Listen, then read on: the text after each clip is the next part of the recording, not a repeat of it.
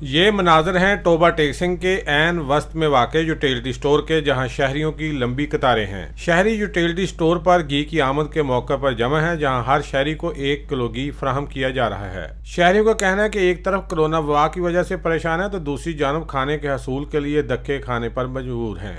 Utility store पर चंद मिनटों में आटा, घी और चीनी गायब हो जाती है, जिसकी वजह से अलल सुबह लाइन में लगना पड़ता है। अशाए खुर्दोनोश के हसूल की खातर शहरी कोरोना SOPs को भी नज़रअंदाज कर रहे हैं। जब आवाम को खाने पीने की चीज़ें नहीं मिलेंगी तो लामहला वो फिर लाइनों में खड़े होंगे, और उनकी लाइनें भी बड़ी करीब करीब होती हैं। घंटा हो गया लाइन 'ਚ लगे हुए हैं जी। पर्चियाँ बंदे अंदरों लैके समान आ जाते हैं, पर्ची लैके तो वो भी डबल लाइन लग जाती है। बंदा गरीब आदमी मजदूर जो दिहाड़ी अपने कमाने वाला, वो दिहाड़ी भन के इतों समान लैके जाए, उदों दिहाड़ी भज जाए।